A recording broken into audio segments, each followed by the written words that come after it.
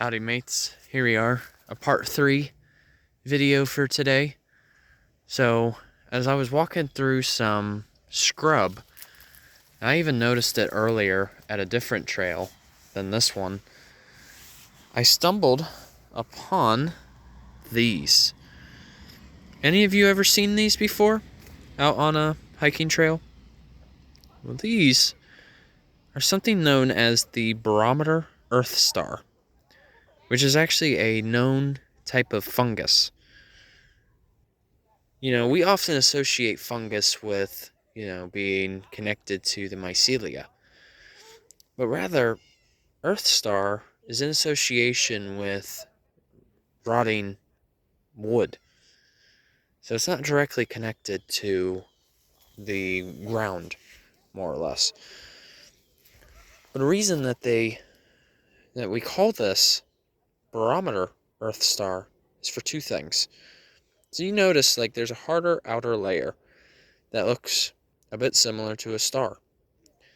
So initially, when it first is produced, that hard outer cover is completely round.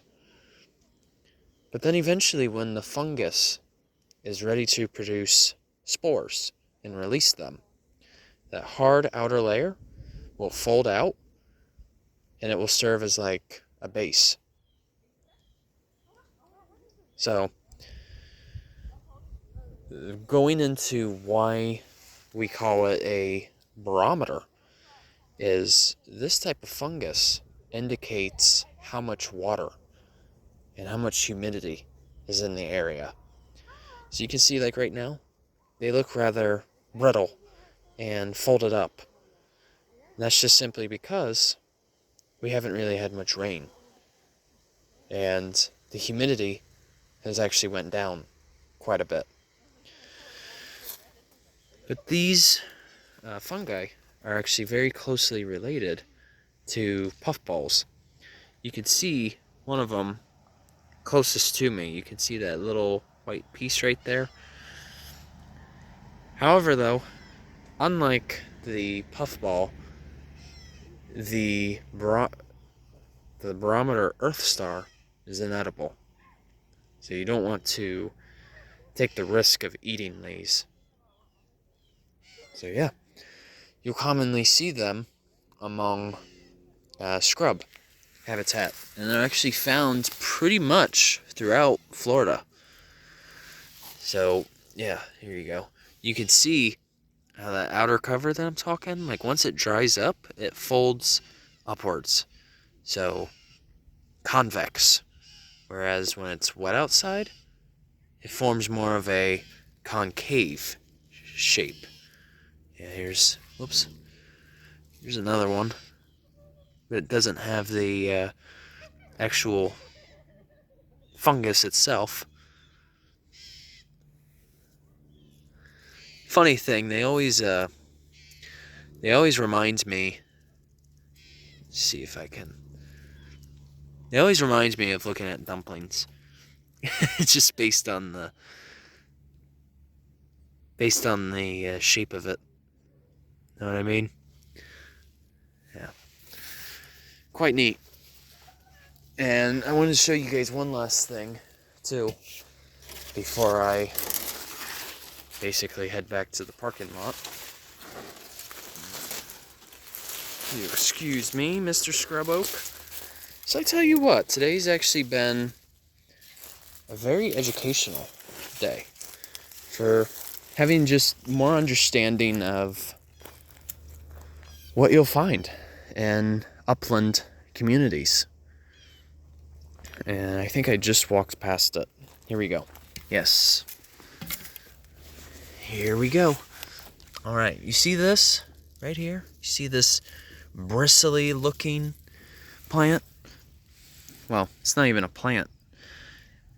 This is actually another form of lichen.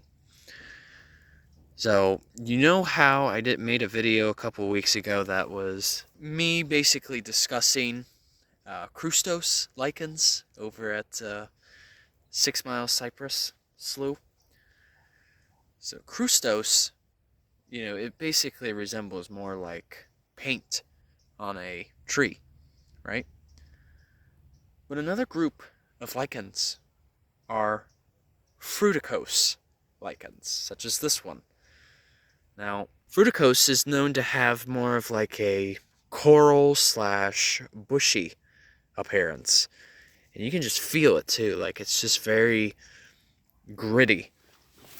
But reason that they call this reindeer lichen, there's a couple of reasons. I mean, for one, they have a very wide distribution in North America. So, commonly in northern Canada, where reindeer have been spotted, they'll eat this lichen right here. Because you got to figure the further up north,